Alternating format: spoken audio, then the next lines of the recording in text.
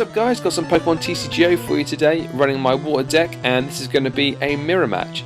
Basically the mechanic of this deck is uses Hadoken Prime's Rain Dance ability to drop as many water energies from your hand to your Pokemon, then use that with Golduck's Powerful Splash, which does 30 damage plus 10 more for every water energy attached to your Pokemon, and that's also supplemented with Kyurem EX and Kyurem.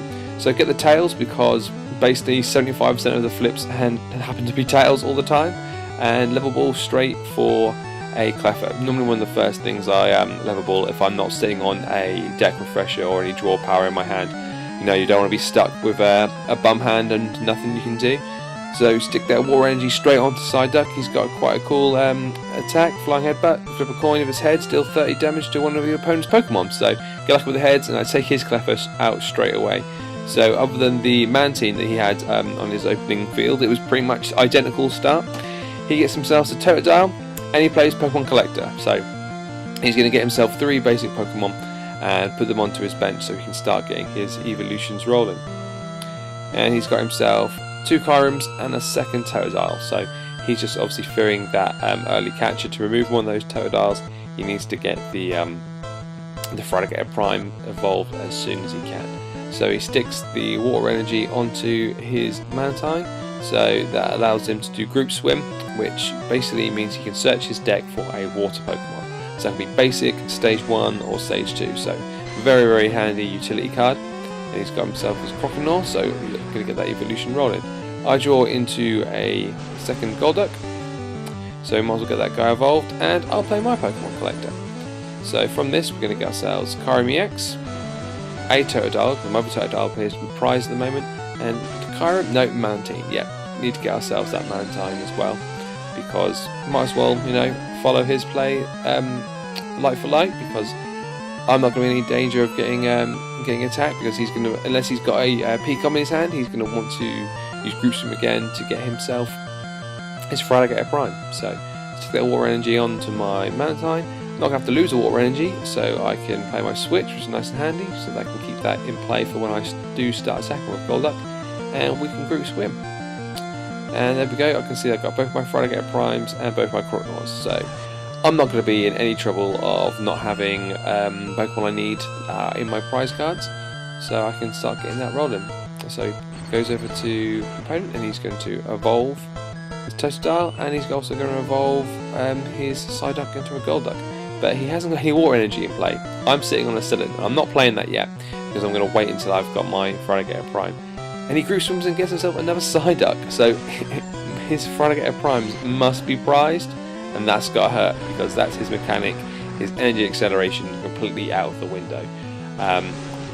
Basically, the way you win in Pokemon is energy acceleration nowadays. With a lot of strong basics out there, if you're going to be using stage 2s and stage 1s, you really need some form of acceleration to get those guys rolling. I don't decide to get my Hadoken Prime just because I've got a Pecom, so I can stick in that Golduck, so I'll get myself out the normal Kyurem, just as kind of like a, I use one in the deck, mainly it's handy if I'm facing up against, you know, Durant, so I can spread the damage, because Glacier isn't a particularly powerful attack, so but we stick it on the field, so a bit of deck thinning if anything. But stick the Golduck back. Don't want to stick the Psyduck back, just in case he does knock out one of my Pokemon. If he does knock out my other Golduck, at least I can put the Psyduck down and get the evolution rolling. So we get ourselves that Hadoken Prime, and that's onto the field, and now we can play Cylinder. So we can get 3 water energies. You can see I've got myself 10 energies in the deck still.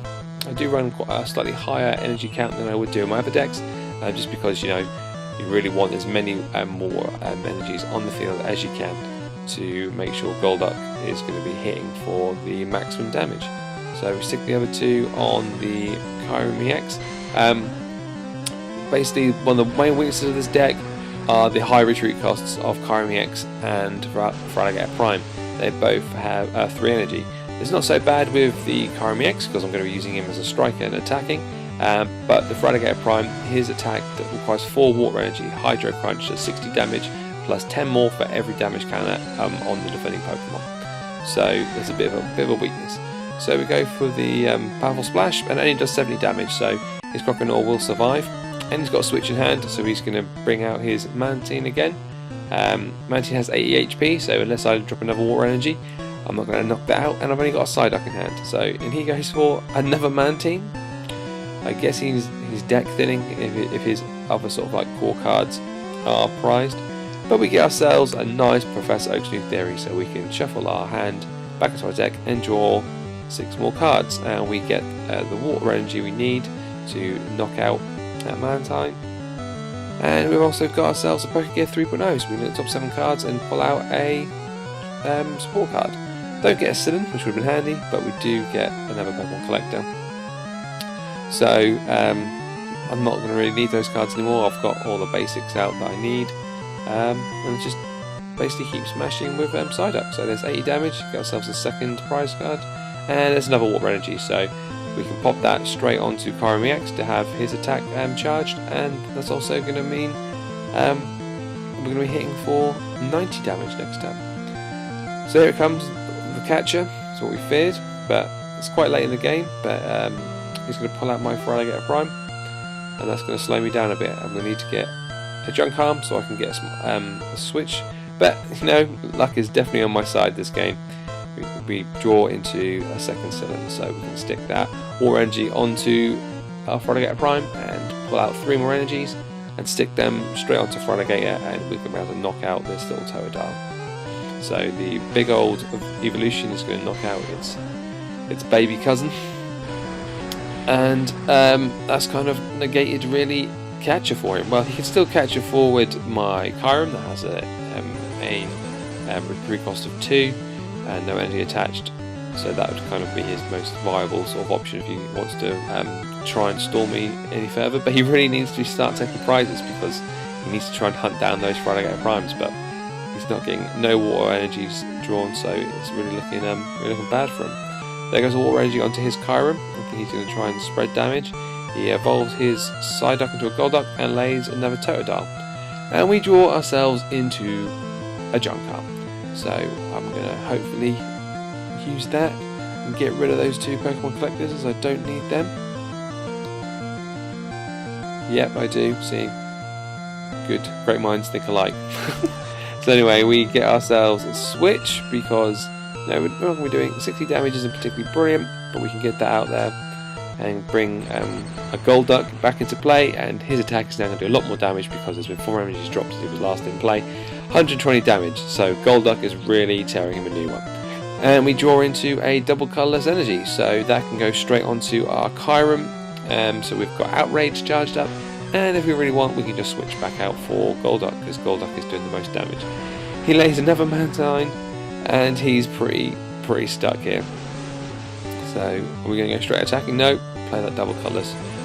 Always make sure you can play your cards with your hand. Don't get too carried away and just smash, you know. Make sure you play your cards that you've got.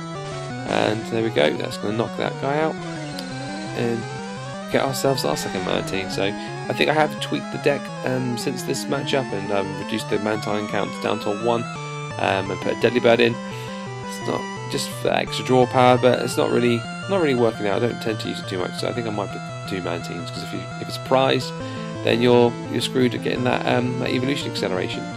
So anyway, he does his Glaciate with his Kyurem, which spreads 30 damage across all my Pokemon, and he gets a cheap prize, knocking out my Cleffa.